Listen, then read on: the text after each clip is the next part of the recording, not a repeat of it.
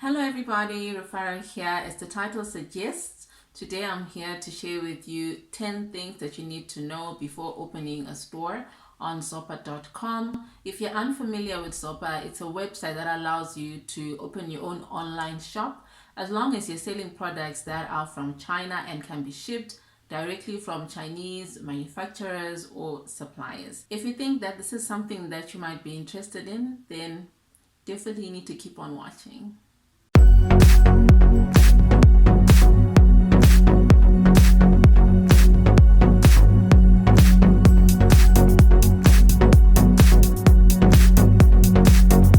The first thing that you need to know is that opening a store on ZOPPAH.com is not a get-rich-quick scheme.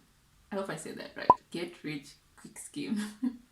It's something that you really need to take seriously and you need to treat it like a proper business. So like any other business, you need to have a vision, you need to write down goals, you need to have a business plan that will help you to map out your strategy from the beginning to the end, a strategy that will help you to attain your goals. In addition to this, you need to make sure that you've got a solid financial plan. You need to think about all the costs that you're going to incur as you're doing research on suppliers, when you're starting the online business, how much data do you think you're going to be using daily or weekly or monthly? And you need to make sure that you're well prepared. I love the saying that says that if you fail to prepare, then you're prepared to fail. So treat it like any other normal business and don't think of it as a way to quickly get money without you having to put in the work. And the money is not just going to roll in by itself. You really need to play your part and make sure that you do all your numbers and you get your business plan in place. When choosing the name of your store, you need to make sure that you choose one that's easy to remember, something that customers can easily connect with. Because if your customers can't remember the name of your store, then how are they going to find you? How are they going to refer customers to you? So you need to think about that and make sure that you keep it short and sweet and try to avoid long names. Once you've opened your store and you've got that out of the way, then it's time to make sure that you choose the right products. I love the saying by Strive Masiwa, he's an African entrepreneur, which says that if you're not solving a problem, particularly in your community or in the market that you've decided to go into, then you're not in real business, you're not going to make money. So you need to make sure that you choose a product that is solving a problem within your specific market. You really need to think about what is going to make your store unique. Because remember that if you decide to look for products or to sell products that are already flooded in the market, your competition is high and it's going to be harder for you to differentiate yourself. And always remember that China is not handbags, shoes, clothes, hair, and nail polish, or even gadgets. There's a lot that you can find in China, and try to make yourself different. So if you can, look for a niche market and dominate it. But if you're really passionate about selling clothes and shoes, for example, then you really need to take time to consider in-season and out-of-season goods. Try to make sure that you are staying in touch with the latest trends and that customers are ready to buy things that you have in your store. Of course, there are customers that will buy sandals in winter. There are customers that love to buy things that are out of season. But it's good to make sure that you keep in mind those elements, and if you're going to sell clothes or shoes, you consider in-season and out-of-season trends. Prepare to learn things all digital, particularly social media. So you need to have a social media strategy that will help to put your brand out there, and that will help you to engage with your customers, educate the customers, all those things. And one thing that I've really noticed when it comes to starting an online store and trying to put it out there into the African market, there's this assumption that business people have that people know how to buy things online, of which that is not the case. There's a significant portion of the market that you're going to enter in that does not know how to make an online purchase, that have never made an online purchase. So be prepared to educate your customers.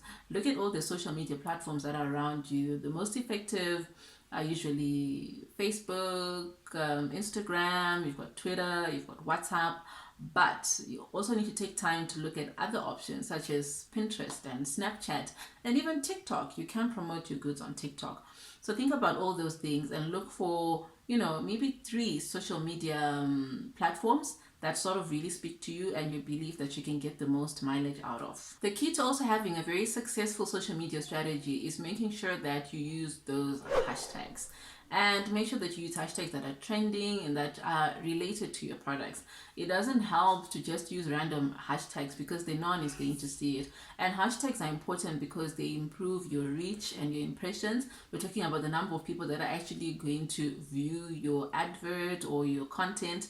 So it's really important for you to take time to look at hashtags, to look at the right social media platforms so that you increase your brand awareness and you're able to engage with your customers effectively. When you're actually doing your advertising, when you're promoting your products, make sure that you use really, really nice images.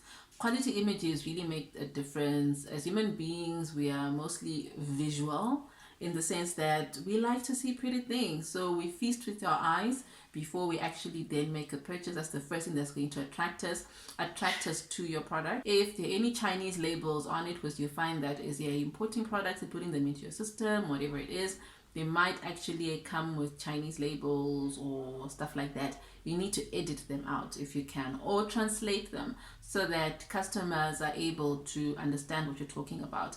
And also make sure that when you're also posting on social media or wherever it is, when you decide to make an advert and promote your content, to put down descriptions and educate your customers on how your product can be used. Take them through the entire experience so that when they do decide to then make a purchase, they're sort of convinced and they know that they're making the right purchase and they've got no regrets.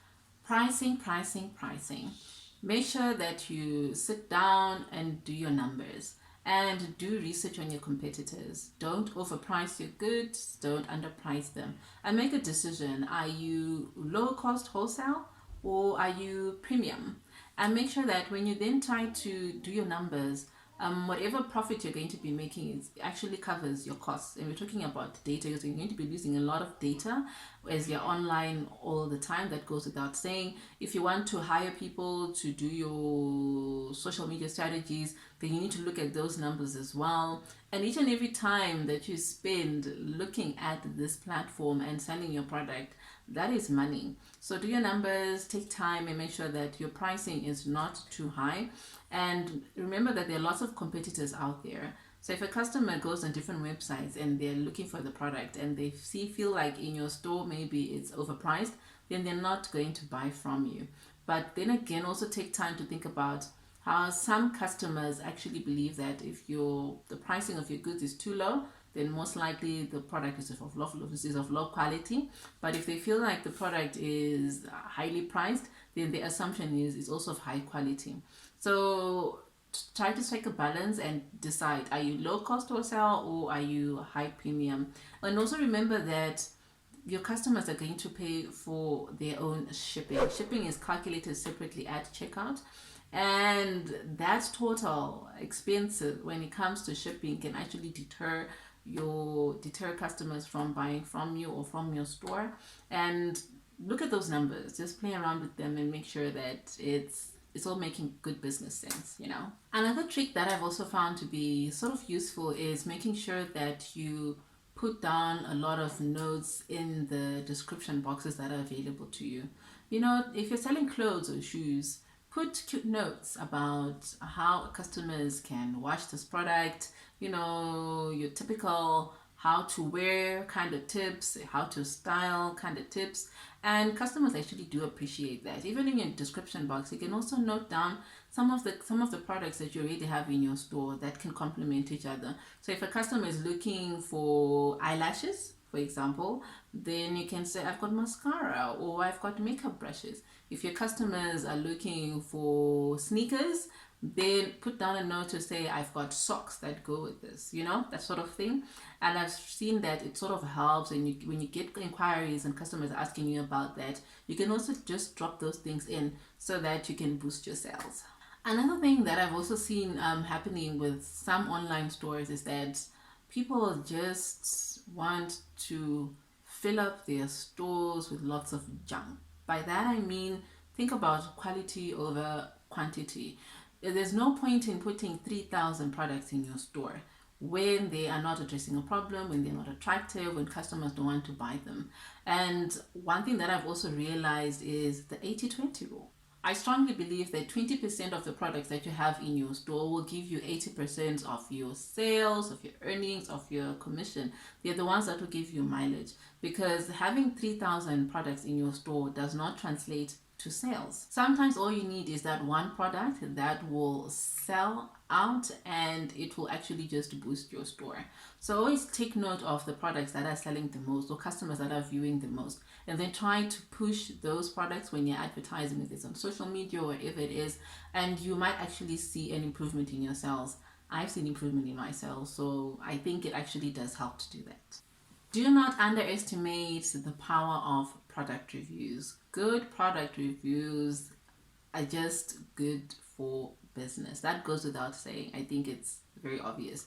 But the one thing that you really notice about selling in the African market or online, particularly in Africa, you'll find that customers don't come back to leave positive product reviews. They'll come back to leave negative ones because they want the whole world to know, and they're very upset, and most likely they want their money back. But in terms of just submitting good reviews, customers don't tend to do that. You actually struggle to get customers to come back and leave reviews. So make sure that you encourage your customers, get their numbers, get their email addresses, and follow up on those reviews so that they can actually post them, whether it's on your Facebook, but preferably on the actual online store on ZOPPAH.com. The last thing is prepare to learn all things SEO, search engine optimization. Where people don't know about your product or they don't know about your store, if someone just goes on Google, they come to ZOPPAH.com and they type in hairbrush. Where's that hairbrush? Hairbrush, for example. I'm typing in a hairbrush, and all these other stores are popping up except for yours, but you've got dozens of hairbrushes in your store, and you need to look at why that is happening. So you look at your hashtag, you look at your tags, you look at the title page on the store itself. So you need to make sure that when you're editing the names of your products, you put in names that are easy to remember, or that customers usually search when they're looking for products. And even as you're now updating the product information, make sure that you use relevant tags.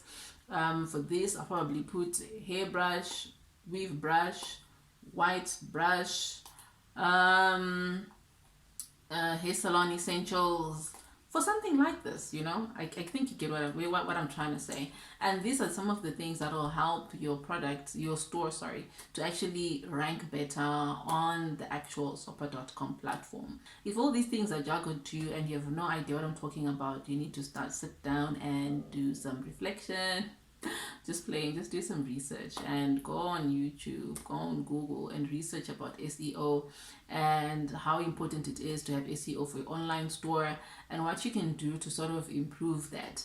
And make sure that if someone goes on Google and they type in ZOPPAH.com, for example, your store is the one that appears first on the list, and that actually helps, because people tend to remember, I think, the first 5 products or the first 5 items that appear on search results, and they're usually too lazy or easily get distracted or too tempted actually to even bother to scroll down at the bottom of the page to see if my store is appearing there or not. So yeah, that's it from me, guys. Thank you so much for watching. I hope that you found this video very useful. Please share your feedback in the comments below, and I'll see you on the next one.